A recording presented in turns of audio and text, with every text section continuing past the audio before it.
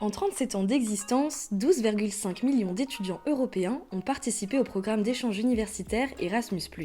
Ce sont 6 000 étudiants français partis entre 2014 et 2020 qui ont découvert pendant une semaine, 2 mois ou un an un autre pays. Le programme Erasmus permet de valoriser la diversité européenne. On pense aller en Espagne ou au Portugal pour ne pas trop s'éloigner et on se retrouve plongé dans une nouvelle culture, des nouvelles traditions, un rythme de vie et un fonctionnement totalement différent. Comme disait Montaigne, les voyages forment la jeunesse. Faire un Erasmus ou n'importe quel échange, voyage, c'est sortir de sa zone de confort, repousser ses limites et apprendre à se connaître. C'est plus que découvrir un pays, c'est se surprendre soi-même, se redécouvrir sous un nouveau jour. C'est vivre tout plus intensément, parler 3 langues en même temps, sortir tous les soirs et prendre un Flexbus toutes les semaines pour découvrir le reste du pays. Je veux rester, cette phrase qui grandit en nous au fil des mois. On pensait ne pas être capable de partir à l'étranger et voilà qu'on ne veut plus en revenir. Lola et moi sommes respectivement partis à Madrid et Lisbonne il y a 1 an et c'est toujours avec le cœur lourd mais rempli de joie que nous repensons à cette expérience incroyable et riche en émotions. Tu es déjà parti en Erasmus ou alors tu hésites encore? Viens te poser avec nous. Aujourd'hui, avec Lola, on parle de voyage dans le podcast.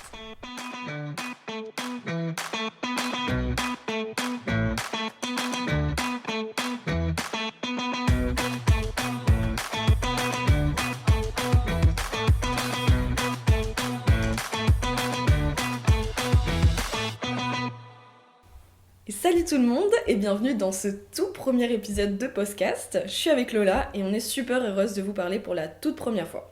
Aujourd'hui, je pense que vous l'avez compris, on va parler d'Erasmus, de voyage, de découverte de soi. Bref, aujourd'hui, on est vraiment sur du full nostalgie. Donc toi, Lola, t'es partie à Madrid en Erasmus. Oui, oui, moi du coup, je suis partie à Madrid au premier semestre de ma licence 3. Toi? Ok, ben moi du coup c'était pareil, c'était licence 3, je suis partie à Lisbonne et moi je suis partie au 2e semestre. Ok. Donc ça a duré 4 mois et demi. Moi, je suis partie de septembre et je suis revenue fin janvier. Ouais, Donc donc moi, ça c'est fait 5 5 mois. mois. Ok.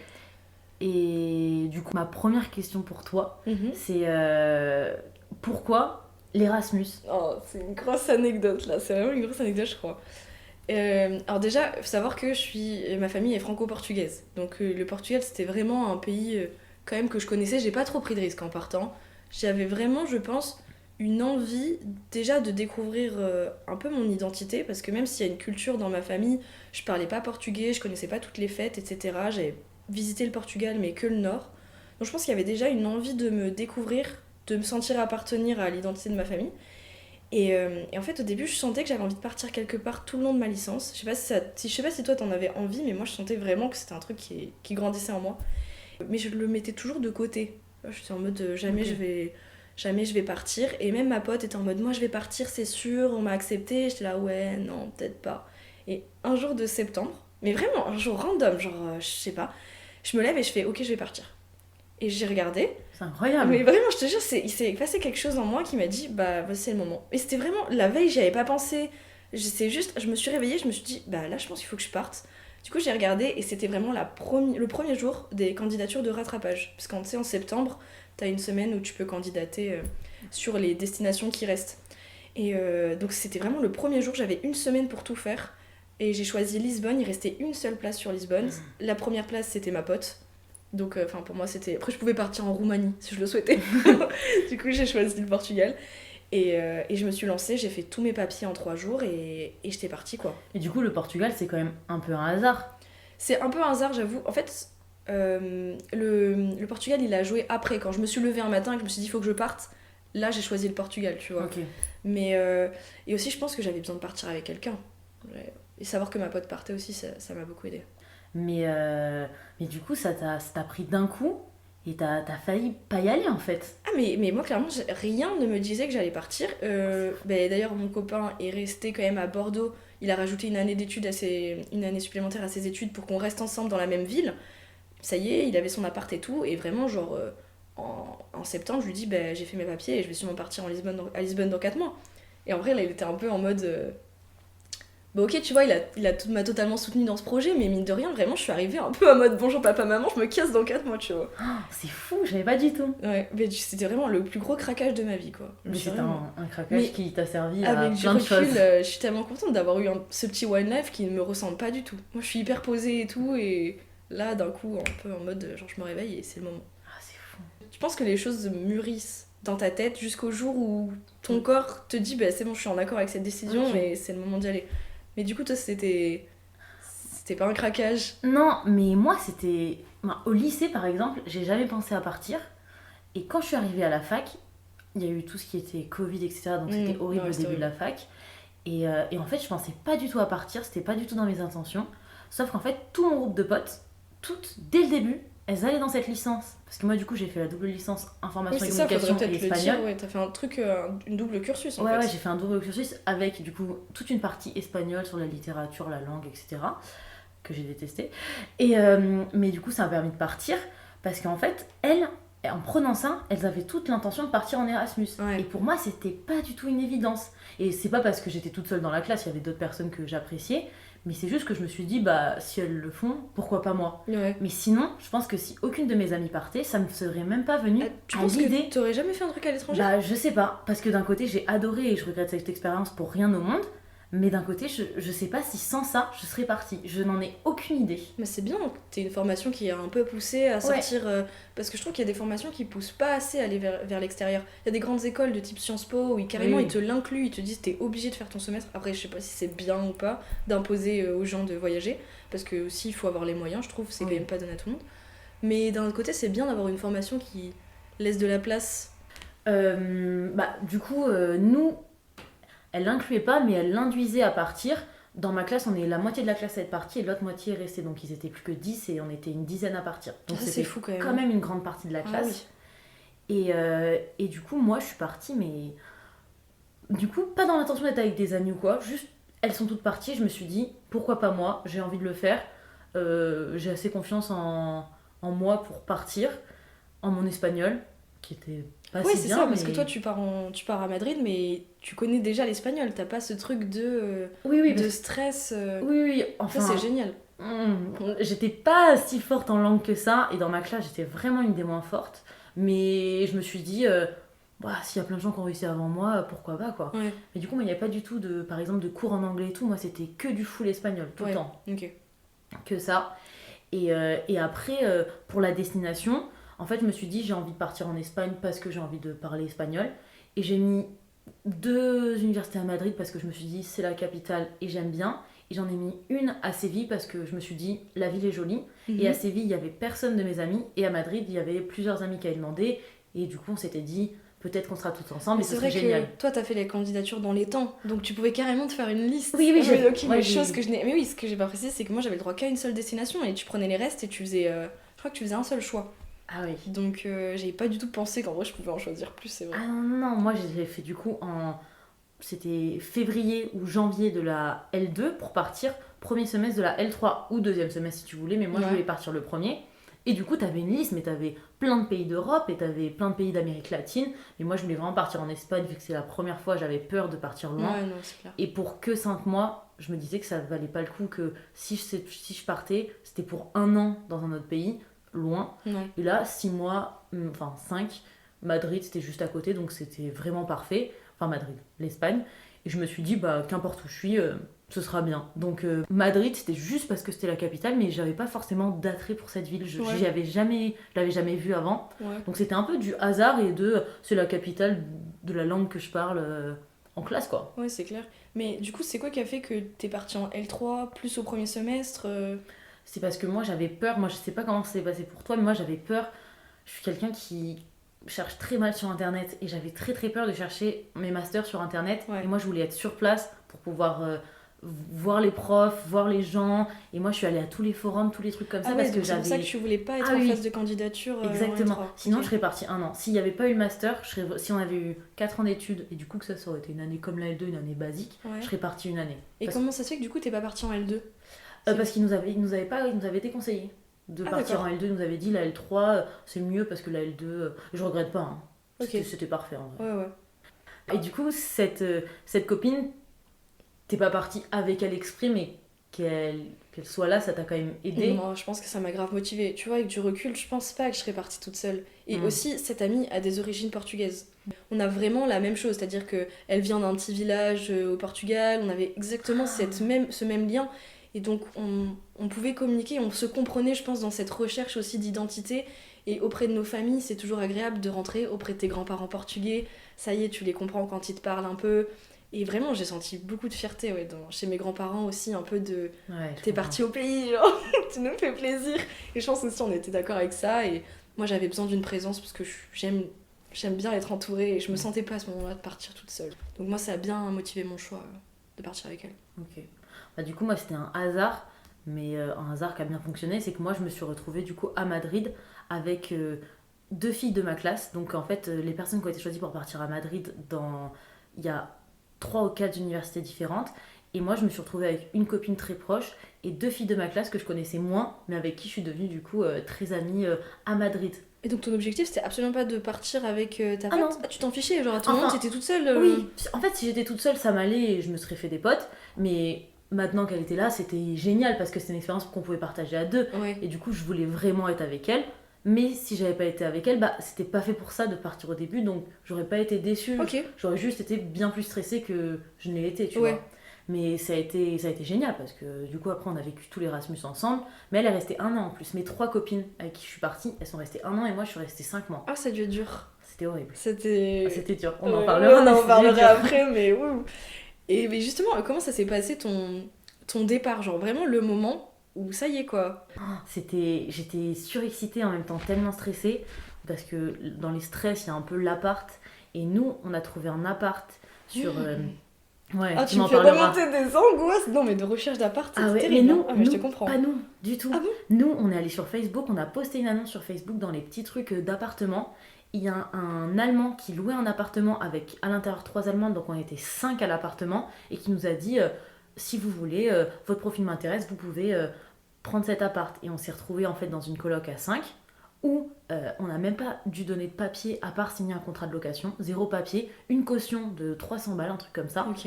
Et en fait, on est arrivé sur place, il nous a accueillis, on avait chacun notre chambre, c'était hyper bien organisé, hyper propre, une femme de ménage, et on avait besoin de 0 papier, 0 truc d'attestation, etc. Il nous a juste dit ok, je vous prends. Et même moi, j'ai dû passer, ma plus grande angoisse, j'ai dû passer un examen de langue pour rentrer dans mon université à Madrid, et j'ai mis longtemps à l'avoir, je l'ai repassé 3 la fois. honte. C'était horrible. J'ai cru que, parce que moi avant la dernière minute, c'est vrai que je l'ai pas dit, mais j'ai cru que j'allais pas partir. Parce que cet examen, fallait avoir un niveau élevé Ouais. que j'avais à l'écrit, mais que j'avais pas à l'oral. Non parce qu'on est d'accord que les papiers Erasmus, enfin c'est une dinguerie. Enfin, C'est horrible. la procédure, et moi je trouve qu'elle est tellement dissuadante. Je sais pas Ah si oui. c'est le mot. Dissuasive. Oui, dissuasive. Oh, faudrait couper ça.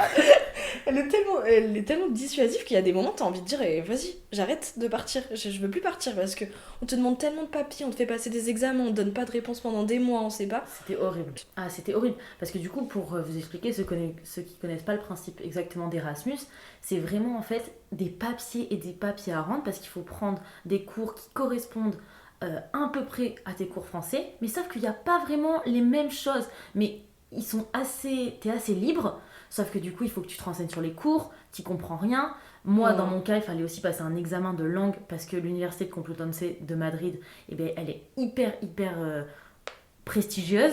Et du coup, il y avait un examen, il y avait des milliers de papiers à donner, à trouver, à compléter. Et ça a été, pendant 2 jours, moi, je me suis prise gavé-tard parce que je me prends tard dans tout.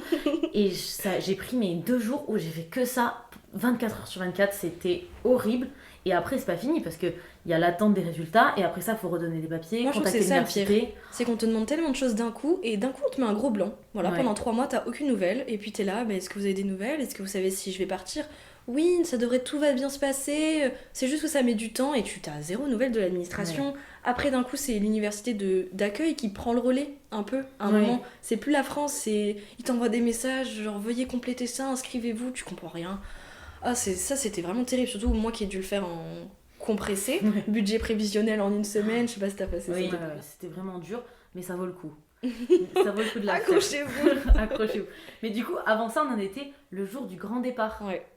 Tu veux commencer ou je Mais non, commence mais du coup, quelle est la chose que toi t'appréhendais le plus Parce que là, tu parlais de l'appartement. L'appartement, ça n'a pas été compliqué pour Non, toi pas du finalement?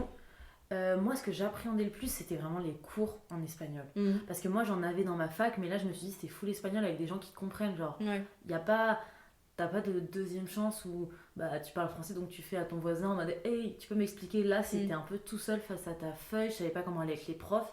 Moi, mon plus grand stress, c'était vraiment les cours et de valider mon année. Le reste, ça allait. J'étais avec une amie, donc tout le côté amitié me faisait pas peur, vu qu'on était déjà 4 là-bas. Ouais, c'est clair.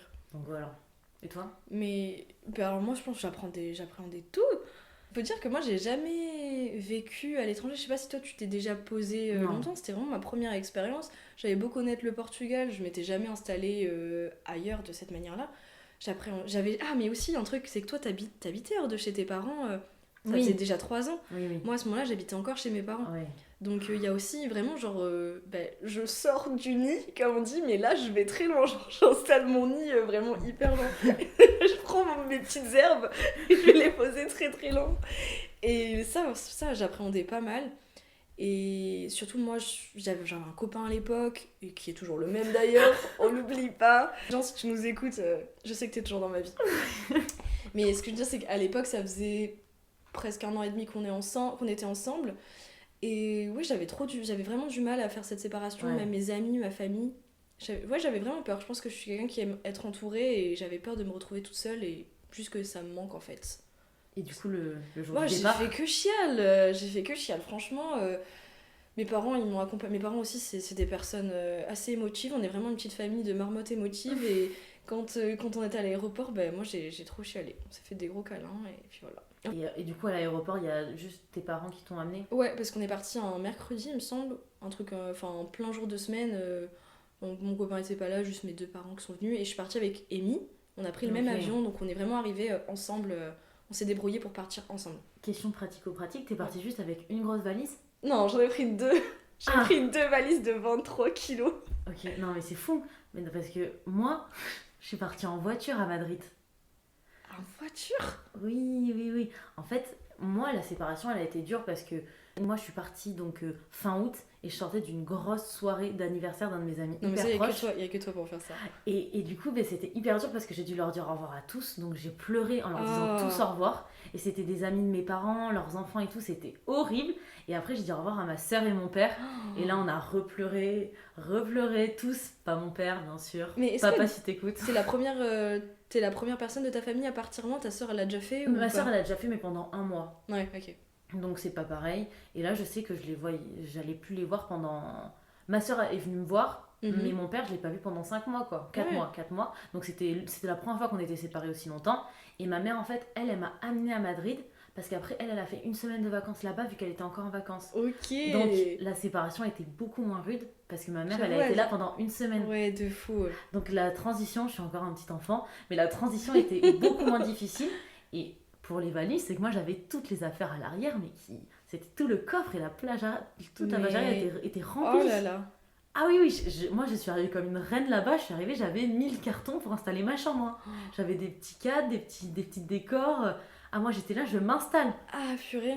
Ah Ah oui. non, non, non, pas moi. D'ailleurs, quand j'ai fait le retour, j'étais en PLS et je suis persuadée que l'hôtesse de l'air a modifié ma valise. Parce que comme par hasard, j'étais à 23 piles. Tu sais, quand tu dépasses, Oui. t'as des frais. Moi, je suis sûre qu'elle a mis son pied sous la valise pour que ça soit moins lourd. Sympa. Et après, je voyais qu'elle collait des stickers. Et les stickers, j'ai vu à la fin, ça veut dire vraiment... C'était vraiment très très lourd. Attention, objet très lourd. Oh, Quand j'ai vu ça, je me suis dit ok. Et heureusement, elle a été cool et je suis passée avec mes 23 kilos. Mais tu marches dans la rue sur les pavés de Lisbonne et t'es comme ça. Là, je mime quelque chose de pas très élégant.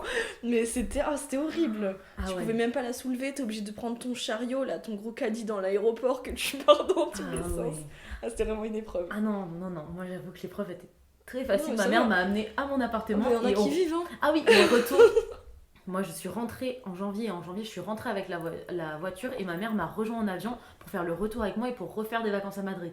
Elle a vécu Ah aussi. oui, hein. elle a aussi. Elle a- profité. elle a profité de mon Erasmus autant que moi. Je crois qu'en fait, les parents aussi sont très contents de la destination que tu choisis, tu vois. Ah. Parce que moi, mes parents ils sont en mode Lisbonne, mais ça tombe bien, on l'a jamais fait. Donc ils sont venus après, tu vois. Ça, c'est vraiment drôle. Parce que si j'étais partie en Norvège, est-ce que mes parents m'auraient suivi? Ça, je suis pas sûre. Bah moi pas en voiture en tout cas, ça c'est sûr. Là, je pense pas que ta mère, elle t'aurait amené. Elle m'aime, mais pas à ce point quand même. Et du coup, là, on va repartir sur des sujets qui fâchent. Mais toi, moi, le logement, ça a été très simple pour l'avoir.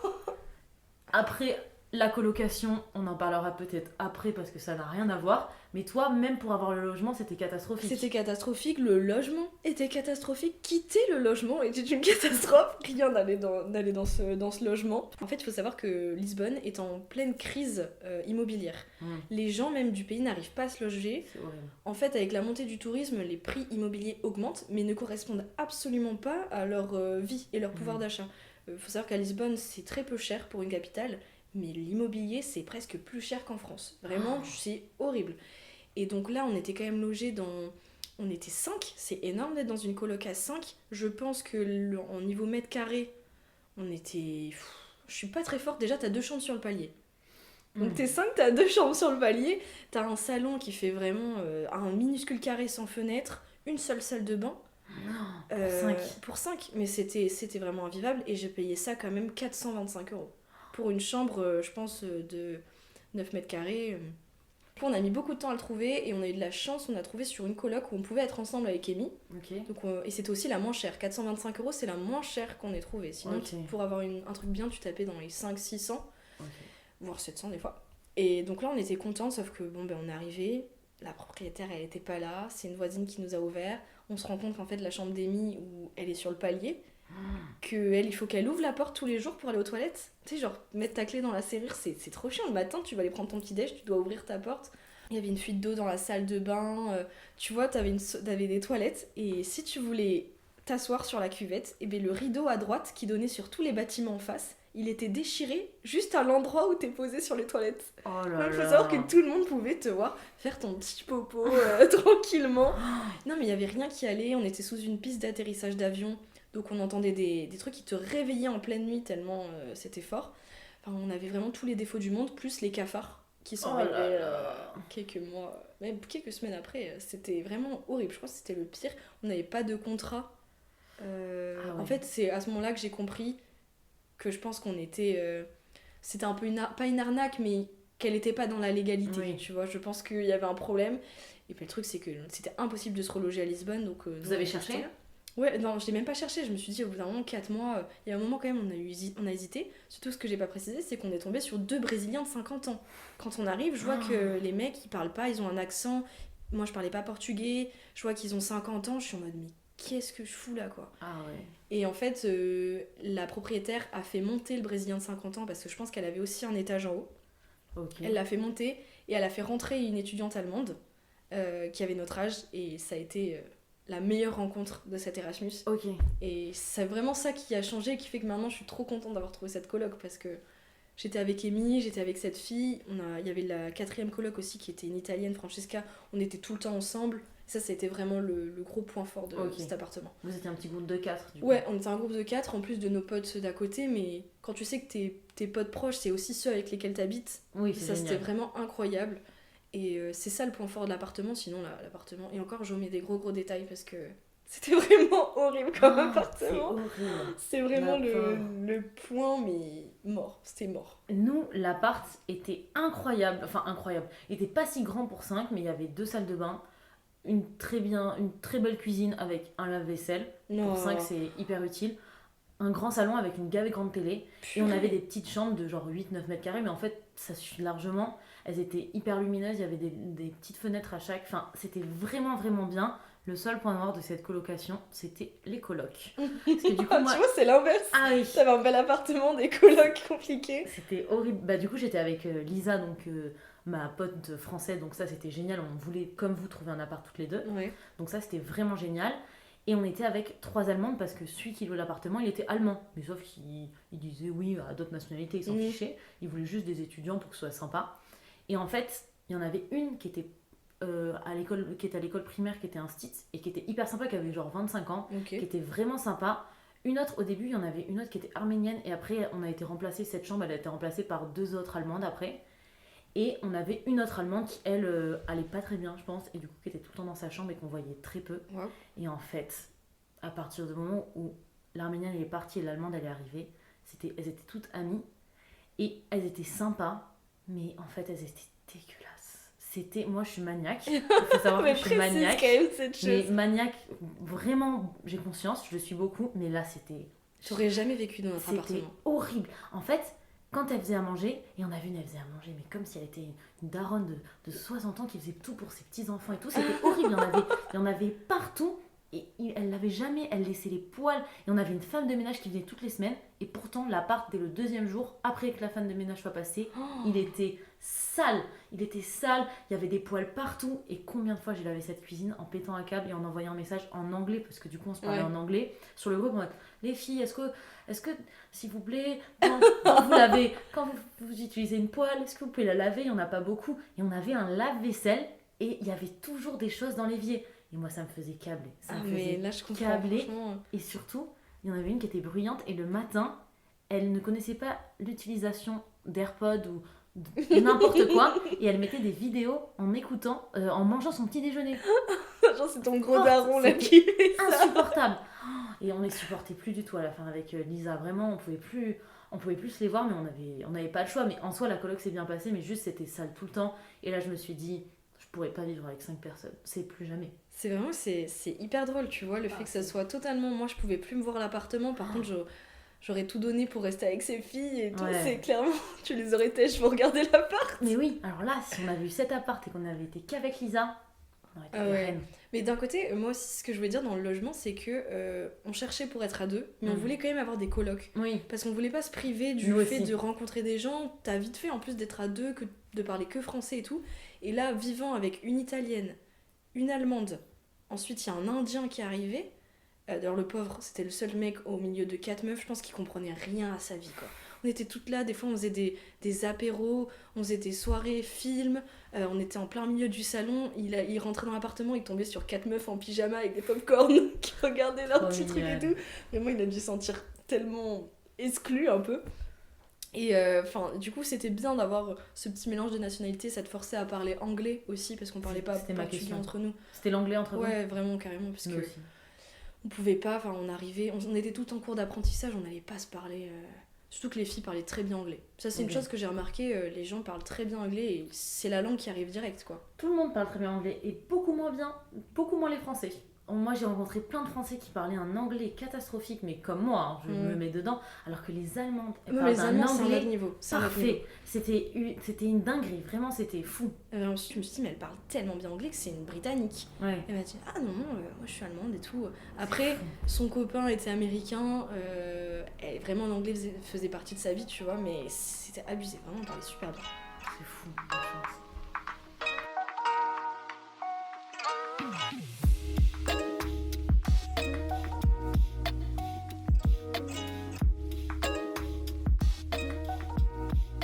Donc là, faudrait peut-être quand même qu'on parle de notre vie là-bas, parce qu'on parle beaucoup de la préparation, mais qu'est-ce qui s'est passé à Madrid? Qu'est-ce qui s'est passé à Lisbonne? Qu'est-ce qui s'est passé dans ces belles villes d'Europe? Mais déjà, on va parler de la chose principale, les cours. Ah bon? Ok, bon, si tu veux. Les cours. Toi, ça s'articulait comment? Enfin, t'as réussi à choisir des cours? C'était galère? Déjà, premièrement, je hais. Entendez-moi bien, je hais le système scolaire portugais. Enfin, des fois, je trouve qu'on est trop en mode ouais, la France, bouh, c'est nul. Non, les gars, je vous conseille vraiment de sortir de votre pays, d'aller tester une autre université. Je veux dire que tu rentres en France, t'as envie de faire un câlin à Bordeaux-Montaigne. Alors que Montaigne, on peut pas se l'avoir. C'est vrai. Et c'était horrible parce qu'en gros, déjà, tu choisis tes matières. Okay. Donc ça veut dire que, je sais pas, si t'as envie de faire de la communication, de la politique, enfin faut quand même que ça s'articule autour du même domaine, mais si t'as envie de faire de l'art et com, de la communication éthique, etc., tu les choisis, et donc déjà tu ne peux pas tout faire, parce que si les matières tombent à la même heure, tu vas te faire foutre, pardon, excusez-moi du terme, mais il faut que tu trouves une autre matière, parce que on ne te le crée pas. Oui. En entrant dans une université, tu n'adoptes pas une plaquette définie. C'est toi qui te crée ton truc. Donc déjà, il peut y avoir des erreurs. Toi-même, tu ne sais pas trop ce qu'il faut faire et ce qu'il faut avoir dans son cursus pour arriver à ton projet professionnel. Donc se driver comme ça, c'est un peu difficile. Mais après, je parle pour eux, parce que nous, 5 mois, ça va. Et surtout, tu n'as pas de classe. Parce que du coup, tu ne rencontres jamais les mêmes personnes. Donc tu n'as pas, je suis désolée de le dire, mais tu n'as pas d'amis. Tu sens bien que c'est juste des gens qui se retrouvent pour être en cours pendant 2 heures. Et ces gens-là, ils se parlent pas pendant la classe. Donc je vois que tu hoches la tête. C'est la même chose pour C'est la moi. même chose en Espagne. Ça, c'est quelque chose que j'appréciais pas du tout. Et j'avais quand même, pour une licence Erasmus, 20 à 25 heures de cours par semaine. C'est quand même énorme. T'avais des gros blocs. J'ai pas du tout aimé cette façon. Et les Portugais, ils sont assez spéciaux. J'adore les Portugais en termes de vie, de festivité, de famille. Les jeunes Portugais et les Portugais en études peuvent être assez compliqués. Genre, je t'aide, mais en vrai, je t'aide pas forcément. Et je te ris un peu à la gueule à certains moments. Surtout, ils sont très chill. Nous, tu sors d'une exigence française très particulière avec faut que tu fasses ci, faut que tu fasses ça. Et eux, je trouve déjà le niveau était pas du tout ouf. Après aussi, on parle d'un pays qui est en recul, qui n'a pas le même niveau, qui est en train justement de le rattraper. Donc, il y a moins d'exigences. Je sentais que si j'avais parlé leur langue, c'est horrible de dire ça, mais j'aurais vraiment été dans les premières parce que c'était très simple. Les attendus étaient très différents. On te demande de faire une dissertation, mais c'est une page, hein. On te demande pas plus. Wow. Moi, je faisais que noter. Je voyais que j'écrivais beaucoup plus. Et on me disait non. Le niveau était vraiment faible. Et surtout, je sais pas l'expression que c'est, mais genre, tu sais, doucement le matin, pas trop vite l'après-midi. Oui, c'est carrément ça l'expression. C'est horrible, c'était vraiment, on a ça à faire. Mais tranquille. Tu sais, c'est un peu en mode, je comprends ce qu'on va bosser dessus. En plus, moi, j'étais en Erasmus, j'avais vraiment pas envie de passer mon temps à bosser. Donc... Mais des fois, j'étais là un peu en mode, peut-être qu'il faut qu'on avance. Si, non. C'était bon, j'étais juste en mode, ok, bon. Franchement, j'ai pas trop adhéré. Et je pense que c'est pas du tout le point fort de mon Erasmus. Donc, un point faible, le logement, le système scolaire. Mais en fait, moi, je pense que c'est pas le système scolaire, c'est juste le système d'Erasmus. Parce que je sais pas si en France, ils sont intégrés dans une classe, mais moi, c'était la même chose. C'est que je suis arrivée, j'avais choisi des cours, mais en fait, ces cours, ça n'allait pas du tout parce que dans l'emploi du temps, ils se chevauchaient, ça n'allait pas. Donc là, il a fallu que je choisisse 3 matières d'infocom, 2 matières qui ont à peu près rapport avec l'espagnol. Et en fait, c'était dans 2 universités. C'était la même université, mais 2 bâtiments différents qui étaient à 10 minutes à pied les uns des autres. Ouais. C'était énorme. Et en fait, pendant vraiment des heures et des heures, j'ai dû essayer de trouver des cours qui correspondaient. Sauf que du coup, je me suis retrouvée dans des cours de première année, de 4e année. Donc, j'avais des gens différents à chaque fois. Donc, c'est-à-dire que pareil que toi, je connaissais personne et je me suis fait aucun ami à l'université. Pour le côté social, c'est juste impossible. C'est impossible parce que vu que t'es pas tout le temps avec les mêmes personnes dans la même classe, en fait, les gens ne me connaissaient pas. Et là, tu fais un gros travail sur toi-même de solitude. Oui. Parce que je pense que je me suis jamais sentie aussi seule qu'en Erasmus parce que personne me parlait. Les gens, ils avaient pas envie, mais je les comprends. Ils me voyaient 2 heures, ils avaient pas envie d'en savoir plus sur moi parce que ils avaient leur vie et ça les regardait pas ce que je faisais, quoi. Oui, mais même moi, quand je vois les amitiés qu'on noue en étant dans la classe non-stop, enfin rien que dans notre master, on peut être ensemble 7 heures dans la journée et tu te revois le lendemain et t'es content. Et c'est fort aussi. Et là, je me dis, mais qui sont leurs amis ? Ils doivent forcément les rencontrer dans d'autres espaces parce que tu ne fais pas de rencontres vraiment fortes. Exactement, il n'y avait aucune ambiance de classe. Dans chaque classe où j'allais, il n'y avait pas vraiment de discussion. Et du coup, je me suis fait aucun ami, à part dans une classe où vraiment il y avait un groupe de filles, parce que c'est un travail de groupe, et elles m'ont intégrée hyper sympathiquement. Et elles étaient trop mignonnes, elles me parlaient de plein de trucs, on mangeait ensemble et tout, donc c'était le seul truc positif, mais on se voyait pas trop en dehors, j'avoue. Mais je me suis fait aucun ami là-bas parce que c'était tout simplement impossible, parce que dans les classes différentes, et moi j'ai eu ma plus grosse galère, je sais pas toi ce que c'était, mais moi ma plus grosse galère, ça a été la pragmatica. Qu'est-ce que c'est ? C'est le pire cours qui puisse exister au monde. C'était un cours de 4e année, donc niveau master, et c'était très très spécifique, je ne comprenais rien. Et déjà, c'est quoi ? Mais je ne sais pas, je ne saurais même pas l'expliquer. C'est comment sont faits les mots. C'était mais c'est de la sémiotique. Mais c'était un peu un mélange de tout. C'était tellement poussé, c'était horrible. Et j'ai appelé la France en mode help. J'ai choisi un cours. J'ai appelé Macron et non, et j'étais là, mais par pitié, sortez-moi de là. Sauf que c'était trop tard pour prendre un autre cours parce que mon emploi du temps c'était impossible. Et du coup, j'ai arrêté d'aller dans ce cours. J'ai quand même passé l'examen à la fin pour passer un examen, mais j'ai rendu copie blanche. Ok. Et en fait, la France m'a fait rattraper un examen directement. J'ai appris les cours de France. Et j'ai passé un examen par Zoom, par conférence avec une prof. Ah oui, c'était un peu choqué. C'était hyper stressant. Et j'ai eu l'audace de ne pas réussir à valider un cours hyper dur de politique que j'ai dû rattraper en France au 2e semestre. Donc sur 5 matières, j'en ai loupé 2 que j'ai rattrapées en France. Là, tu viens de me faire trop avec tes mains. J'en ai On a du mal avec ses mains. J'en ai loupé 2. et j'en ai réussi 3, donc c'est pas tant. C'est vrai que... Ah, c'est chaotique. Mais donc oui, là c'est quelque chose qu'on n'a pas précisé parce que comparé en France où on peut avoir une quinzaine de matières par Oui. semestre, on en a que 5. Ça c'est quelque chose que j'ai pas du tout dit. Mais C'est bizarre.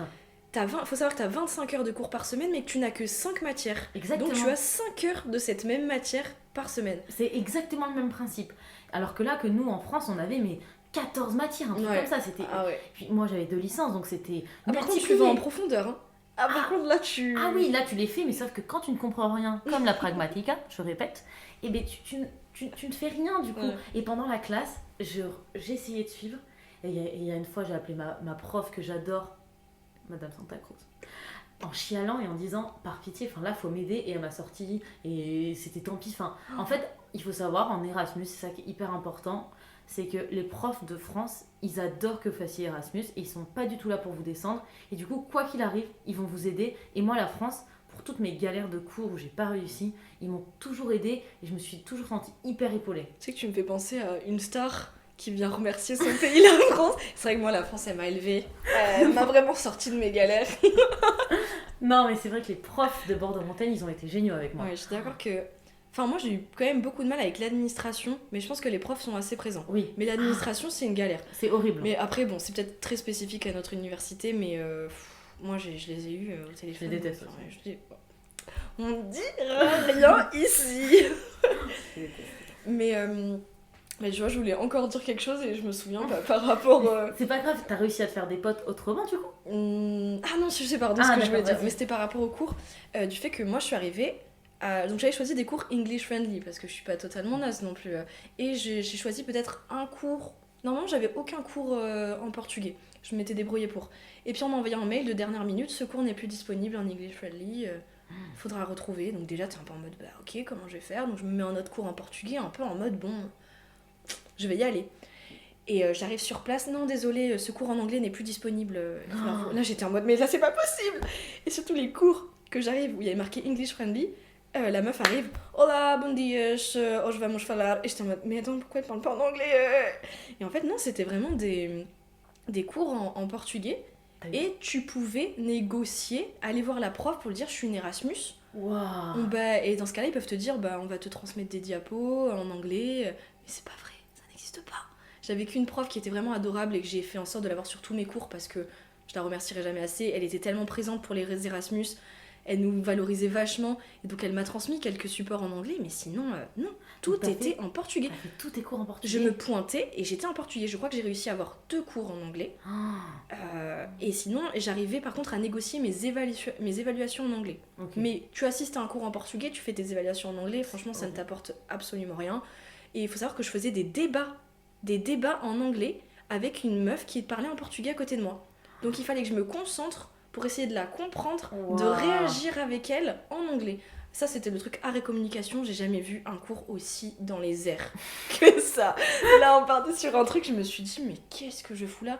La France ne m'a jamais autant manqué que dans mes cours. Ah oui. Et je me suis rendu compte, en plus, nous qui sommes en communication, le bien que ça fait de travailler dans ta langue où tu peux te donner à fond... faire tes rédactions comme tu as envie de les faire. Là, tu passes ton temps à chercher tes mots dans les travaux de groupe, à essayer de te faire comprendre, à pas être la meuf. Sorry, I didn't understand, can you repeat? Est-ce que vous pouvez me la refaire? Et ils sont un peu en mode oui. Moi, tout le temps, je faisais des petites erreurs d'espagnol et j'avais une de mes seules copines qui me disait que mona, ça veut dire t'es trop mignonne, parce que je faisais des fautes genre de CP en mode au bout d'un moment j'étais là je crois que j'avais dit una problema alors que c'est un problema, enfin c'est pas à moi qu'il faut demander. Bon bref, c'est ça. Et j'espère. Et en fait, elle faisait que faire Kemona parce que je faisais que me tromper. Et donc j'étais là, bon, et elles étaient hyper mignonnes avec moi, mais c'était. Alors là, j'étais que mignonne pour elle. Alors j'étais vraiment que mignonne, mais parce que je faisais que me tromper, mais ça allait. Parce que moi, du coup, c'est pas pareil, parce que l'espagnol, c'était la langue que je connaissais. C'était. Il y avait pas. On parlait que espagnol tout le temps. Mais après, du coup, pour ceux qui vont peut-être se lancer dans l'Erasmus, faut vraiment négocier. La négociation est le mot-clé de ton système. Et très souvent, ils te disent, non, mais là, tu notes tes matières, mais t'inquiète, tu vas arriver là-bas et tu vas pouvoir changer. J'ai changé, mais je pense, 3 ou 4 fois pour modifier mon emploi du temps. Moi aussi. Également, pour me garder le petit lundi, mais ça, on ne le dira à personne. Mais vraiment, je choisissais, j'étais en mode, cette prof, elle est sympa, je vois bien qu'elle peut m'aider. Bim, bim, bim, je vous mets toutes les matières avec elle. Et je me suis sortie de là, finalement, je crois que j'ai eu genre 15 ou 16 de moyenne. J'ai tout tabassé là-bas, même mieux qu'en France. Wow. Mais après... Quelque chose que je n'ai pas fait, moi, oui, du coup. Toi, j'ai rien tabassé du tout. Je me suis fait tabasser par les examens. Mais moi, j'avais vraiment peur de ça. Je me suis dit, c'est tellement compliqué, ils vont être hyper exigeants. Mais je pense aussi que t'étais dans une super université. Et il faut vraiment remettre Lisbonne dans son contexte. Voilà. Je pense que c'était pas le même niveau. Mais vraiment, vive la France pour ça, parce que je remercierai jamais assez mes profs de la France. Alors là, et moi, pour le coup, j'étais pas trop stressée, parce que vu qu'on m'a dit Erasmus, c'est chill. C'est pas chill. Mais oui, non, c'est pas chill. C'est du mensonge. D'un côté, il y a tellement cet aspect de négociation que je savais que j'allais m'en sortir quoi qu'il arrive avec la France. Et ça, parce que la France était là derrière moi. Et je savais que si je ratais un truc, j'ai dit que je pouvais pas assister à l'examen parce que c'était en juin de rattrapage et parce que j'en étais clairement incapable. C'était un trop haut niveau pour moi, depuis le début. Mais j'adorais le cours. Mais à l'examen, c'était trop dur. Et la France, ils m'ont dit ok. C'était une négociation qui a duré 5 secondes. Et du coup, j'ai fait 2 cours de rattrapage en France. Ah ouais, non mais ça c'est incroyable. Et c'est ce que je dis, l'Erasmus ça te facilite parce que en fait tu ne fais pas partie de leur établissement. Tu es un Erasmus, quelqu'un qui arrive mais tu es sous le contrôle tu es sous tutelle en gros de la France. Du coup, bon d'un côté ça peut te bloquer dans pas mal de choses, mais d'un autre côté ça te sauve en fait. Oui, en France en plus ils sont là vraiment pour pouvoir réussir, ils sont contents que tu fasses un Erasmus, donc de toute façon que tu ailles soit génial et après ils vont t'aider. Ouais, mais figure-toi qu'en cours, j'ai trouvé genre 2 autres Français de notre même université, juste cursus culture portugaise, un truc comme ça. Et alors le bien, là j'ai l'impression que la brise a soufflé dans mon visage. Même anecdote, je vais en cours, et là, une Française, j'entends qu'elle parle français, je fais tu viens d'où? Bord de montagne. Et toi, bord de montagne, mais t'es où? En licence, mais juste d'espagnol toute simple. En mode, on était dans les mêmes amphis, mais on s'est jamais vraiment vus. C'est abusé. Et là, c'est fou. Ça fait du bien. Ah, c'était super. Quand j'étais un peu en mode, ok, dans ce cours, il y a des Français. C'est vraiment chaud déjà. Ça. Ouais, là, vraiment, t'aimes les Français à ce moment-là. Là, t'es... Moi, t'es un petit peu chauvine à ce moment. Ouais, c'est vrai. C'est vrai.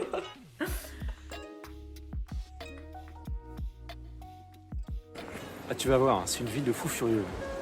Les gens commencent à aller resto vers 22h. Avant, il n'y a pas un chat dans les restos, véridique. Après, c'est parti pour la fête. Ah, c'est les fêtards, les Barcelonais, ça faut le savoir. T'as entendu parler des bares des Copas? Non. Ah, je te dis rien, tu vas voir. Quand on vient pour faire Erasmus, il faut s'accrocher. Hein. Tu vas pas beaucoup dormir, tu vas voir.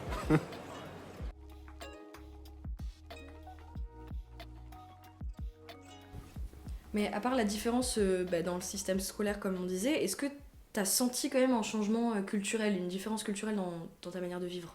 Oui, l'Espagne c'est collé à la France, mais pourtant il y a tellement de choses différentes. Par exemple, vraiment, c'est des gens qui vivent la nuit. Il y avait plus de gens à 23h qu'à 7h le matin dans les rues. C'est énorme. Ça, c'est vraiment fou. Et c'est des gens qui vivent pour faire la fête.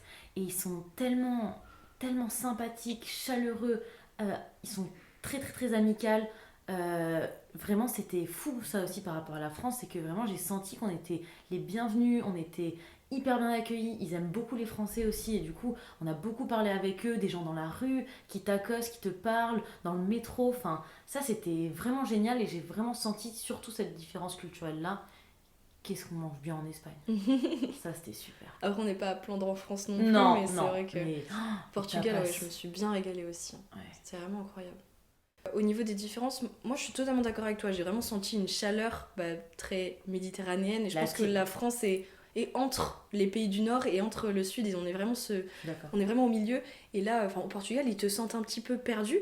Direct, ils viennent vers toi, je peux vous aider, vous cherchez un truc. Et toi, t'es en mode, ouais, je cherche tel endroit. Ah, mais venez, je peux vous dépanner. Ils sont vraiment dans, je vais essayer de t'aider. Et aussi, après, eux, ils sont quand même plus réglés par rapport à la France, tu vois. Ils vivent le soir, ils sont hyper festifs, ils adorent faire des soirées, sortir, surtout aller danser. Ah oui. Mais on mange quand même à des heures raisonnables et qui ressemblent aux heures de la France. Et surtout, ce que j'ai adoré, c'est la culture populaire qui est vraiment très présente. Il y a des concerts, il y a des danses populaires, des danses folkloriques. On est vraiment dans les traditions. Il y a des défilés avec les costumes traditionnels. Et il y a vraiment... Le Portugal, c'est une très belle alliance des traditions et du modernisme. Parce qu'on a beaucoup de soirées techno. On est vraiment sur les carnavals à fond dans le funk brésilien, etc. Donc il y a vraiment un mélange des cultures. Moi, j'ai jamais vu une gay pride aussi incroyable avec un événement LGBT mais gigantesque au plein milieu de la ville. Et le lendemain, tu vas voir le défilé traditionnel. Et ça, je trouve ça vraiment génial, cette combinaison des deux. C'est ce qui m'a vraiment marqué, je pense.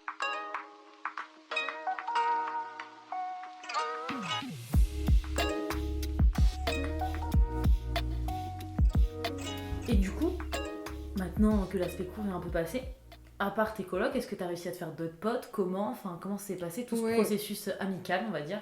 Bah après, je pense que de toute façon, t'as tellement d'activités en étant Erasmus, tu mènes une vie tellement intense. Et puis moi, j'étais dans l'ESN, je sais pas si tu l'avais, ou t'étais dans une autre. Non, dans le groupe.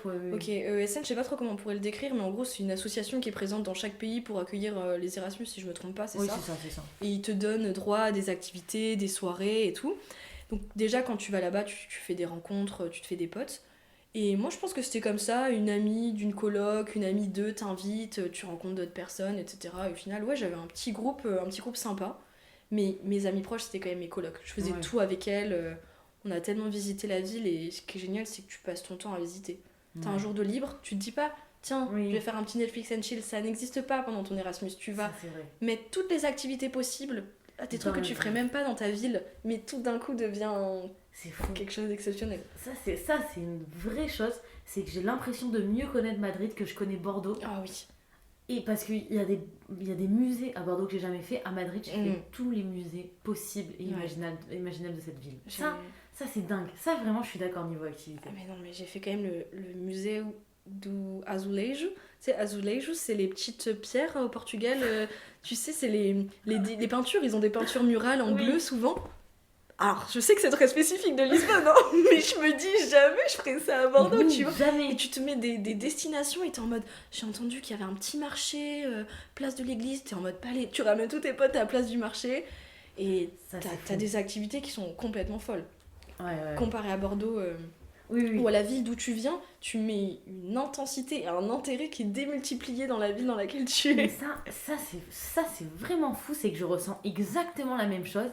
C'est que cette ville, comme toi, dès que j'avais un moment de libre, un week-end, les week-ends c'était réveil, genre en mode pas trop tard, mais pas trop tôt, tu vois, mais vers 10h, mais à 11h t'étais parti et tu rentrais jusqu'à hyper tard le soir pour en fait visiter le moins de petits trucs, voir la ville de nuit, de jour, les activités, les choses. Et j'ai tellement visité cette ville, je la connais par cœur, je connaissais les métros, les trucs, je connaissais le moins de petites choses de la ville, j'allais hyper loin pour voir des trucs un peu reculés, enfin. Et en plus, moi, vu que comme toi, j'ai resté 5 mois, j'avais la sensation que ces 5 mois, il fallait que je les utilise pour vraiment connaître la ville. Et j'avais pas un moment de pause. Vraiment, la journée de pas chill. de grasse mat. Ici, t'as un jour de libre, tu vas dormir. Oui. Là-bas, j'étais épuisée, tu sors la veille et tout. Non, tu sors la veille, tu vas mettre ton réveil et tu vas te bouger le cul et tu vas aller faire 10 000 fois le tour de la ville. Je marchais, mais des kilomètres. J'allais dire... Tu regardes toujours sur internet en mode quel Flixbus je peux prendre pour aller, quelle est la prochaine ville que je vais visiter, et t'es dans un truc de j'ai 5 mois ici et je m'épuise jusqu'à la mort pour terminer ce truc. Je suis d'accord. Pour profiter au max. T'as visité quelle ville à Lisbonne? Enfin au Portugal, pardon. Alors faut savoir que du coup mes parents sont venus, mon copain est venu à 2 reprises et c'est avec lui que j'ai le plus voyagé parce qu'il ne connaissait pas trop le Portugal, il l'avait fait une seule fois quand il était petit. J'ai fait Porto. En grosse ville, j'ai fait Porto, Coimbra, Albufeira, Lagos, Peniche, São Martinho do Porto, Viana do Castelo. Enfin, vraiment, je pense que j'ai fait Sagres. J'ai fait le sud, le nord. J'ai fait tout le sud, le nord. Les villes connues aux alentours. J'ai fait aussi Nazaré, les Berlingas, je sais pas comment on le dit, qui sont une sorte de une réserve naturelle incroyable. Mais je pense qu'en tout, surtout qu'après je me confonds aussi parce que je suis repartie en road trip au Portugal 2 mois après. Ouais, j'en pouvais plus. J'étais en manque. J'étais à fond. Du coup, je pense que j'ai quand même visité bien une bonne quinzaine de villes, une bonne dizaine facile. Au Bidouche et tout, bonne quinzaine de villes. Moi, j'ai fait Valence, Valencia. J'ai fait les villes autour. Il y avait Ségovie à côté. Ouais, je vois. On est allé à Malaga parce que j'avais d'autres amis qui étaient à Malaga en Erasmus, donc on allait voir. À Bilbao pour aller voir d'autres amis qui étaient en Erasmus à Madrid. Ouais. Du coup, c'était toutes mes copines de licence qui étaient parties. Et en fait, Madrid était hyper diversifié, donc on a fait vraiment beaucoup Madrid. On est allé à Barcelone. Mais en soi, autour de la ville de Madrid, il n'y a pas grand-chose. Il y a Séville. Il y a Ségovie, non, ça n'a rien à voir. T'as pas fait Toledo, un truc comme ça? J'ai fait Toledo, exactement. On m'a dit que c'était quelque chose à faire quand t'es à Madrid. C'était joli. Barcelone? Oui, j'ai fait Barcelone. Mais ça, c'était un peu éloigné. En fait, quand on faisait des trucs, c'était vraiment des week-ends où il fallait vraiment s'éloigner et avoir limite 3 jours parce que sinon c'était short. Parce que autour de Madrid, il n'y a rien. C'est un peu, si tu vois les autoroutes pour y aller, c'est vraiment des déserts. Il n'y a vraiment pas grand-chose. Et je suis partie, oui c'est un peu bizarre, mais on avait une semaine de vacances et je suis partie à Cracovie. Ce n'est pas du tout à Madrid, c'est en Pologne, avec Ça, Lisa. c'est vraiment fou. Oui, parce que on voulait voir des marchés de Noël. Et celui de Cracovie était super beau. Donc voilà, et c'était pas cher. C'est vraiment une dinguerie. Après, pour revenir sur Lisbonne, il faut savoir qu'en gros, Lisbonne, c'est très central. Ouais. Tu conduis 2 heures, t'es au sud du pays. En fait, C'est c'est comme fou. si tu vas dans le Pays Basque. En fait, Ouais. c'est vraiment comme si t'étais à Bordeaux et que tu vas faire ton week-end dans le sud et du coup, c'est le Ouais, sud c'est du Portugal. bien. Et puis, tu veux monter dans le nord, bah, t'as 2-3 heures. Ouais. Donc en fait, sur la longueur, c'est pas un pays très Très compliqué grand, ouais. à faire et c'est très bien relié. Tout est très bien desservi. T'as toujours un Flixbus qui va dans Ouais. toutes les villes. Oh, Les Flixbus. trains, les trains, c'est dans ton abonnement, en fait. La Oh. ville de Lisbonne te donne les trains, les bateaux, les tramways. L'électrico, c'est le truc un peu connu, là, tu sais, sur les rails. Mince. C'est un truc jaune, ça s'appelle l'électrico. Ah, ça peut Tu être vois, fou. ouais. Oui, je vois très. Oui, complètement. Oui, Ouais. oui. Les bus, et ça te paie du coup aussi les trains. Donc Oh. avec 30-34 euros, tu C'est as accès à fou. tout et tu peux sortir de la ville, aller à la plage. C'est comme si en gros tu rejoignais style le ferré en train. Oui, je comprends. Et que ça tout à te fait. prenait Arcachon, Arcachon ça se fait à Bordeaux par exemple, Ouais, mais ouais. en 10 fois plus simple. Et Ouais. gratuit du coup. Oh, ça, c'est génial. Mais en vrai, on n'en parle pas assez. Même que les transports, moi aussi à Madrid, ils étaient tellement peu chers et on pouvait accéder à tellement de services par rapport à la France. La bouffe, elle était beaucoup moins chère. La vie là-bas est beaucoup moins chère, enfin, est moins chère qu'en France, pas beaucoup moins chère. Je pense que le Portugal, c'est encore moins cher qu'en Ouais, Espagne. totalement. Ça, c'était génial aussi. Bah, moi j'ai quelque chose qui me marquera à tout jamais, la pinte, 1,50 €. Ah ouais, c'est fou. Tu reviens à Bordeaux, 8 €. Oui. Là, à ce moment, je fais toujours le calcul et je me dis quoi, j'aurais le droit à 6 pintes là actuellement. t'as dépensé 3 balles, t'as déjà 2 pintes, t'as déjà Ouais, 1 c'est litre de fou, hein. bière. On se fait avoir. On se fait avoir.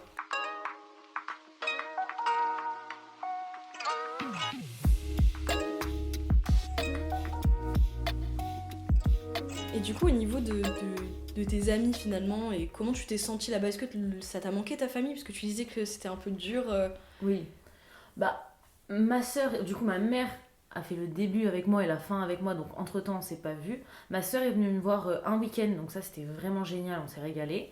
Et en fait, moi, fallait vraiment fixer des week-ends parce que j'ai plusieurs amis qui viennent de plusieurs groupes différents. Mhm. Et du coup, j'ai eu plein de potes qui sont venus me voir. Donc, il y a des week-ends, des choses que j'ai refait et refait Mais ça, tu l'as vécu comment que les gens viennent te voir? Du coup, t'as quand même senti qu'il y avait une pause dans ta vie ou... Bah, du coup, j'ai senti qu'il y avait une pause parce que j'étais quand même loin de tout et j'étais entourée d'Espagnols et d'Espagne. Mais vu qu'il y avait des gens qui venaient me voir et que c'était que 5 mois, j'ai pas trop senti le manque parce que même on s'appelait, avec mes parents on faisait des visios. Et anecdote ma famille m'a manqué. Je sais pas si vous connaissez Soldat Rose, mais à la fin il y a une chanson sur la famille en mode rien de mieux qu'une papa et qu'une maman. C'est un slogan anti-LGBT. C'est horrible, C'est horrible. Mais Mais quelles non. sont tes influences musicales? Non, c'est une comédie musicale super mignonne et ils disent qu'il y a rien de mieux que papa d'une maman et tout. J'étais dans le métro et là j'avais un peu les larmes aux yeux en mode ça fait quand même longtemps qu'on s'est pas vus tous Bichette. ensemble et là j'avais un peu les larmes aux yeux. Mais en fait ils m'ont manqué. Tout le monde m'a manqué, ma vie m'a manqué, mais ce que je vivais c'était tellement exceptionnel que le manque passait après ce que je vivais qui était unique parce que je suis pas sûre de le refaire un jour dans ma vie, l'Erasmus. Voyager oui, mais Erasmus c'est quand même une expérience complètement différente. Ouais. Et je savais que c'était tellement précieux et que 5 mois ça allait passer tellement vite que en fait le manque ça s'estompait. Et en plus j'avais mes copines françaises, parce que moi je me suis pas fait tant d'autres potes que ça à part mes copines françaises vu qu'on était un peu plus entre nous. Ouais. On était un groupe de C'est pas 4 bien avec qui on ça, a tu faisais voyagé. partie de ces Oui. Françaises qui restaient... Oui, mais parce qu'on allait moins au truc ESM, etc. Par exemple, où toi t'étais. Nous, on était toutes les 4 et on s'est fait d'autres copains, mais c'était moins important que les 4 dans notre petit groupe. Et après, en plus, moi, ces 4 copines, elles restaient 1 an et moi, je restais 5 mois. Donc, j'avais l'impression que j'avais pas trop le droit de me dire les gens me manquent parce que j'étais là, faut que je vive à fond ce que je vis et c'est pas grave, je vais les revoir dans 4 mois, quoi. Ouais. Et toi? Moi, je pense que je vais la jouer sentimentale. Le copain, la relation amoureuse est ce qui te manque le plus. Ouais. Quand ça fait 1 an et demi que t'es avec une personne et que tu la vois tout le temps dans la semaine et que d'un coup t'es un peu en mode... Je n'ai pas ce problème. Non, mais c'est vrai que... pourtant, voilà, j'ai fait mon voyage et tout, mais Ouais. je sentais que des fois, au fond de moi, j'avais ce petit pincement. Ouais. Mais je suis exactement comme toi dans le sens où c'est tellement exceptionnel ce que tu vis. Ton cerveau, il est embarqué ailleurs. Ouais. Mais ça m'a quand même manqué. Moi, je suis très famille, etc. Et j'avais hâte de les revoir. Ouais. Mais d'un autre côté, le moment présent, il est juste fou et t'oublies. Oui, T'oublies un peu. ça c'est vrai. Après, j'ai des potes qui sont venus me voir, mes copines de lycée. On est vraiment un groupe. Et ça m'a fait trop plaisir. Et tu sais, ça me faisait un peu peur. Je me dis quand même, je pars 5 mois. En plus, moi, je suis pas très téléphone, donc on discutait pas trop. Quand je les ai revues, c'était exactement pareil, tu vois. Et j'étais trop contente qu'elles se disent, bah, on a une pote à l'étranger, viens, on va la voir et on va tout faire pour génial. aller la voir. Et ça, c'était un moment incroyable de les revoir. Là, quand elles sont parties, j'ai chialé. En vrai, Mais- quand est-ce que je n'ai pas chialé dans Oui, cette Erasmus, vraiment, franchement. c'est fou. Après, c'est moi Mais aussi. Hein. ça, c'est vrai que les gens qui sont venus te voir, ça fait hyper plaisir parce qu'ils ont fait l'effort de faire le déplacement Ouais. pour venir te voir dans un autre pays, pour découvrir comment t'es là-bas. Et c'est vrai que le moment où les gens arrivent, et moi j'allais chercher une copine à l'aéroport qui a pleuré en me voyant, et là j'étais là genre ah ouais, c'est fou de faire tout cet effort pour venir me revoir et tout, alors que en soi je rentre dans 4 mois, c'est rien 4 Oui. mois. Et ça c'est fou, j'ai des amis qui sont venus me voir en surprise. Oh. Et ça, c'était ouf. Ils ont toqué à ma porte. Et j'ai ouvert ma porte et ils étaient devant. Et là, c'était complètement fou. J'étais perdue. Et ça, c'est vrai que tu remarques que tu peux manquer aux gens et tu te rends compte de l'importance qu'ils ont pour toi et que toi, tu as pour eux. C'était vraiment fort, ça, Je je suis suis totalement d'accord. d'accord. C'est une vraie remise en question de qui compte pour toi finalement. Ouais. Et tu te rends compte aussi de ce qu'il t'apporte dans ta vie en général. Mine de rien, te couper de quelque chose qui compte, même si tu le sais avant de partir, tu sais que tes amis ça compte, mais c'est vraiment dans la vie du quotidien que tu te dis ah mais tiens, et quand je les ai revus, et surtout quand je les ai laissés repartir en Ouais. France, là, j'étais vraiment émue quoi. Je voyais ces petites poulettes que j'allais revoir dans 1 mois et demi, Mais oui, franchement. oui, je sais. Mais j'étais vraiment hyper heureuse qu'on ait partagé ça ensemble et que Ouais. ça fasse aussi une aventure et une anecdote à reparler Ouais. plus tard.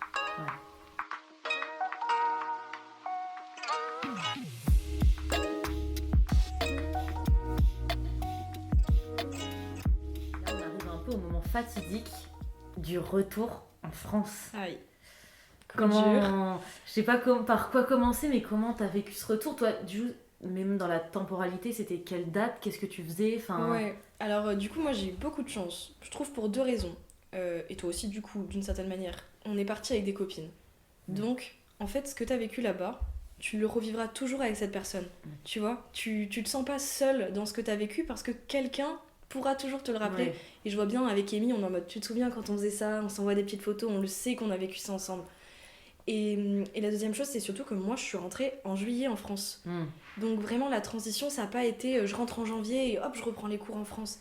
C'était je reprends en juillet, je prends le temps de vraiment revoir ma famille, c'est mon anniversaire, Ouais. on repart sur un été vraiment fun, l'été en France. Ensuite, en septembre, je peux vraiment me refocus sur les cours. Donc j'ai vraiment de la chance pour ça. Mais ça restait quand même violent et on va rester sur ma continuité. Beaucoup de chial. Beaucoup de chial. Ça fait que ça.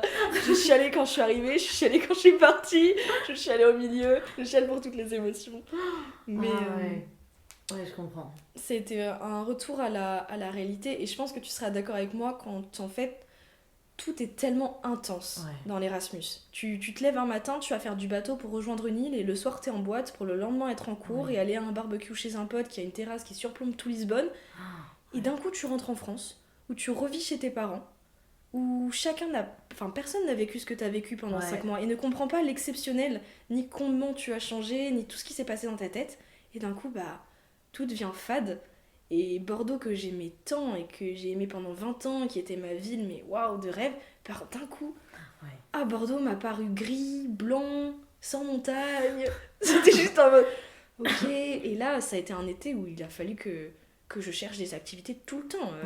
Je n'ai fait que bouger. Je me suis découvert une passion alors que je suis un peu casanière, mais là je me suis dit non, c'est pas possible, là. Il faut que je redécouvre tout, que je bouge. Donc moi c'était ça, ouais. Moi, mon retour, du coup, c'était hyper dur parce que je laissais mes 3 copines qui, elles, restaient 1 an, et surtout Lisa, que j'ai découvert encore plus là-bas, avec qui je suis devenue extrêmement proche, on vivait ensemble, on faisait toutes nos activités ensemble. À la fin, on était un peu moins avec les 2 autres copines, donc du coup, vraiment, tout ce qu'on faisait, c'était toutes les deux, et on s'en lâchait jamais d'être ensemble. Et là, la quitter, c'était hyper dur, la quitter elle, et puis moi, je la laissais toute seule là-bas, donc c'était hyper dur pour ça aussi. Et mon retour en France, heureusement, je retournais en licence, mais heureusement, j'avais le stage qui fait que j'étais pas dans un mood de cours où j'étais assise et tout, donc, et le stage m'a vraiment plu, donc ça m'a aidée. Et après ça, en fait, j'ai pas eu cours parce qu'il y a eu les grèves. Et Bienvenue j'adore, à bord de montagne. j'adore les manifestations. Et du coup, avec ma coloc qui m'avait aussi, elle, énormément manqué, on a fait que ça, manifester. Et en fait, vu qu'on n'avait pas cours, on n'avait pas de travail, donc en fait, le soir, on allait boire des bières. Le week-end, on faisait plein de Ah, trucs. t'as vécu toi? Donc du coup, oui, quand je suis rentrée, j'ai vécu vraiment bien comme toi. Je voulais vraiment vivre la vie à fond Ouais. pour un peu pas trop penser à ce que j'avais vécu avant, Ouais. pour pas être triste. Et en fait, ça m'a vraiment aidé de pas être en cours. Parce que du coup, je suis jamais retrouvée dans un truc un peu monotone. C'est que je faisais des choses tous les jours. J'ai visité beaucoup plus Bordeaux que je l'avais jamais fait. Ouais. Et du coup, ça m'a vraiment aidé. Mais quand j'y repensais, déjà, c'était un peu compliqué que Lisa y soit encore et que moi je sois pas avec Ouais. elle. Ça, c'était dur. Même de voir ses stories, de voir comment ça allait et Mm. tout. J'étais là en mode, j'aurais vraiment voulu y être. Mais je regrette pas d'être partie 5 mois. J'ai vécu plein d'autres choses trop bien au deuxième semestre. Donc c'est pour ça que, enfin, je regrette pas de pas avoir pris un an. Mais un petit peu quand même parfois. Et surtout, enfin, c'était hyper triste parce que les gens ils étaient hyper contents de me revoir, mais moi je voulais que être là-bas. En Ouais. fait, il y a eu un grand moment dans ma vie où j'étais hyper triste tout le temps. Genre, des fois je me posais et j'étais juste triste en pensant à ce que j'avais vécu, en me disant que je ne pourrais jamais revivre Oui. la même chose et que là ma vie a été beaucoup moins intense. Et c'était super. Le retour était hyper dur et surtout, on n'avait pas vécu la même chose avec toutes mes copines qui étaient parties en Erasmus. Donc on partageait pas trop les mêmes avis sur ça. Mhm. Il y en avait qui étaient contentes vraiment d'être venues et une autre comme moi qui était un peu déprimée et on était là en mode bah on est un peu déprimé. Ouais, C'était juste ça, il n'y avait pas de solution pour beaucoup arrêter de l'être. de mélancolie, de Ah nostalgie et aussi. Tu sais que tu vas retourner à Madrid. Je Oui. sais que je vais retourner à Lisbonne. De toute façon, je suis portugaise, donc Oui. j'ai Enfin, pas moi. j'ai pas dit au revoir au Portugal. J'y suis retournée 2 mois après en Oui, retrait. vraiment. Mais ça, vivre 5 mois dans Oui. une coloc avec ta pote en plein cœur de Lisbonne, je ne le referai plus jamais. Oui, oui, C'est oui. tellement unique comme expérience. Ouais. C'est hors du temps et tu as cette sensation que quand tu rentres, bah, rien n'a changé. C'est comme si tu revenais 10 ans en Oui, arrière. c'est fou. Les gens, ils ont pas vécu ce que t'as vécu. Et après, sans faire la pique-me en mode Ouais. vous avez pas vécu ce que j'ai vécu. C'est plutôt intérieur. C'est toi qui es en mode bah maintenant, c'est quoi mon nouveau projet, qui je suis après tant d'intensité dans oui. ma vie. Et moi, j'ai toujours pas fait mon album photo pour la très bonne raison que je chiale à chaque fois que je lis un livre sur Lisbonne. On en revient encore là-dessus. Peut-être que le prochain podcast sera sur les chiales. Mais je peux pas, je pleure à chaque fois. Je me revois et tout me remonte, tout, je sais pas. Et c'est Ouais. vraiment la ville en plus. Lisbonne, pour moi, ça a été un coup de cœur. J'aurais pu partir dans une autre ville et l'aimer, mais ne pas avoir un coup de cœur comme ça. Ouais. J'ai eu la sensation de rencontrer une ville faite pour moi. Ouais, j'ai eu la même sensation avec Madrid. Et après, est-ce que c'est l'Erasmus qui crée ce coup de cœur? Moi, je pense aussi. Moi, je pense que forcément, où tu pars, j'ai une copine qui est partie en Estonie, donc ça fait pas forcément envie comme ça. Non. Et son Erasmus était exceptionnel. Et du coup, elle a adoré tout ce qu'elle a vécu là-bas et la ville. Je pense que le coup de cœur est quand même moins grand que pour nos villes à nous, Ouais. mais quand même, tu vois. Donc je pense que l'Erasmus fait ça. Et du coup, tu parlais de toi. Est-ce que cet Erasmus, il a changé quelque chose dans ta personnalité, dans qui tu es? Je pense déjà une dose de confiance en moi.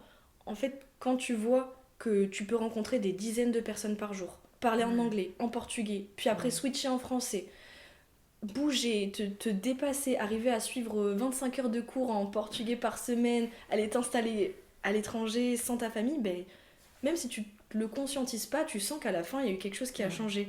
Tu sens que je suis rentrée en France et je me suis sentie capable de faire plein de choses. Juste parce que bah, j'ai vu que j'en étais capable. Tu vois, rien que le stage l'année prochaine, je suis un peu en mode, bah, si je dois partir, je partirai. Ouais. T'as été capable de partir dans un autre pays étranger, bah, tu peux carrément bouger en France. Moi, ça m'a vraiment donné cette confiance en moi et de voir que je suis capable de faire d'autres choses. Et le côté social aussi. Moins rester dans ta bulle.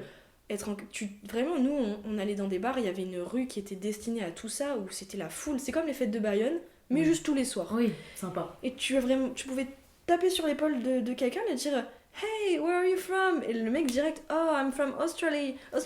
Et ça y est, ça devenait vraiment ton pote et tu Ouais, passais toute la c'est soirée fou. à avoir une discussion et puis après, bye. Et ça allait être la même chose le lendemain. Ouais, c'est fou. Et donc ouais, moi c'est une grosse dose de confiance en moi, je pense, d'adaptabilité. Ouais, je pense que moi j'ai exactement pareil, c'est juste la confiance de. Même si tu parles pas vraiment. Moi je parle ni très bien espagnol ni très bien anglais, mais en fait, qu'importe où tu vas, si t'as des bases et que t'essayes, les gens ils vont être hyper réceptifs à ça et ils vont te parler. Quand je suis partie en Pologne, on est parti en auberge de jeunesse et ça aussi ça m'a vraiment fait évoluer. C'est qu'en fait j'ai parlé anglais pendant les 5 ou 6 jours où on est parti et je me suis dit en fait mais j'en suis capable, enfin je Ouais. suis capable de le faire, alors que toute ma vie on a dit que je parlais gay mal anglais, et ça m'a pas du tout aidé pour essayer de parler mieux anglais, et du coup là je me suis dit en fait j'en suis capable, donc la confiance en moi, tout ce qui est langue, et aussi tout ce qui est le voyage, enfin les transports, j'avais plus peur de rien, on pouvait partir à minuit pour rentrer le lendemain Ouais. à 5h du matin, et en fait c'était fou à quel point j'ai pris une confiance en moi, une confiance en qui je suis, et ce voyage il a changé chez moi, mais vraiment j'ai vraiment tellement évolué, je pense que j'ai jamais autant évolué en 5 mois qu'en tout le reste de ma vie, Ouais. et quand je suis rentrée, mes parents ils ont vraiment dit on voit la différence, on voit la différence. Avant j'avais un peu peur pour... C'était tout bête, mais quand je devais voyager, j'étais hyper stressée de tout ce qu'il fallait faire, tous les papiers et tout. Là, je pourrais partir n'importe où du jour au lendemain et il n'y a plus rien qui me stresse. Et cette confiance en moi, cette confiance en qui je suis et tout ce que je peux entreprendre exactement comme toi, partir maintenant toute seule loin, enfin, il n'y a plus rien qui me fait peur. Alors qu'avant, j'aurais eu super peur.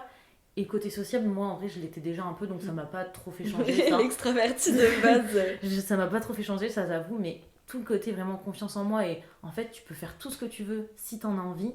Et tu peux le faire en fait, tu peux y arriver parce que il suffit juste d'avoir un peu confiance en toi et hop, lance-toi quoi. Ah ça c'était génial, pour ça c'était une des expériences fabuleuses aussi pour ce que je suis devenue après. Voilà, plus tard, on aura habité cette ville.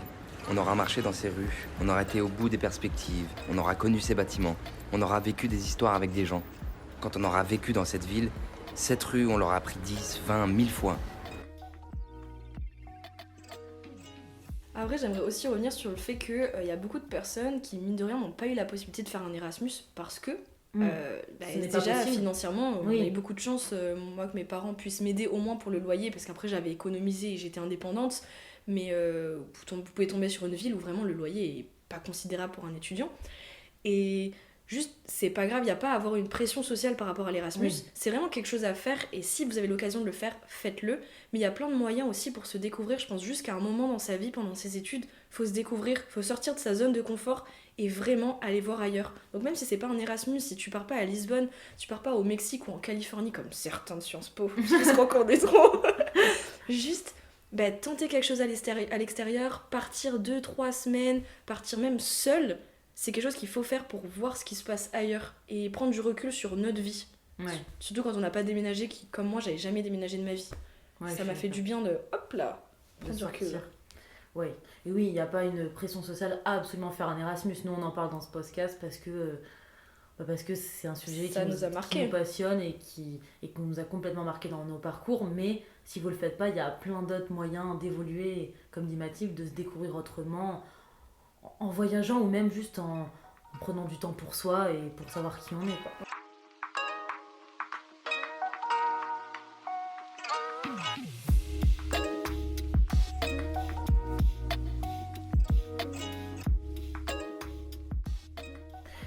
Ok, bah là du coup on va bientôt conclure ce C'est premier bientôt la podcast. fin.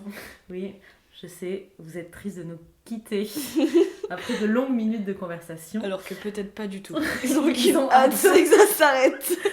Mais du coup, dernière petite question. C'est quoi, Mathilde, les conseils que tu donnerais ou les choses que tu aurais aimé savoir avant de partir en Erasmus?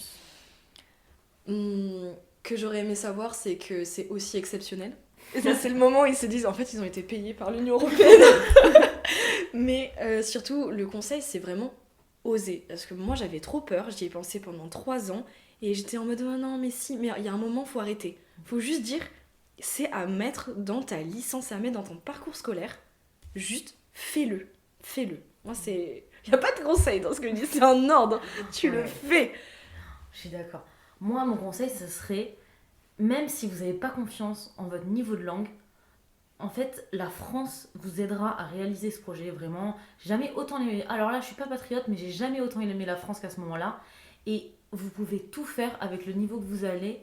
Je recommence. Donc, vous pouvez tout faire avec le niveau que vous avez. Et en fait, tout est possible. Donc, moi, pareil que Mathilde, je vous dirais, lancez-vous. Lancez-vous pour cette aventure hors du commun. Et quoi. Ouais, le but, c'est vraiment de sortir de sa zone de confort, de se challenger et d'avoir un projet qui nous fait se découvrir. Et je trouve que c'est une très belle phrase pour terminer, tu trouves pas? J'aurais peut-être dû prendre une voix un petit peu plus mielleuse. Mais en tout cas, on a été très heureuse de vous avoir dans le podcast aujourd'hui. On espère que vous avez apprécié vous poser avec nous. On a bien papoté. On verra ce que les autres podcasts donneront. Mais en tout cas, on se retrouve très très vite dans un nouveau podcast. Salut!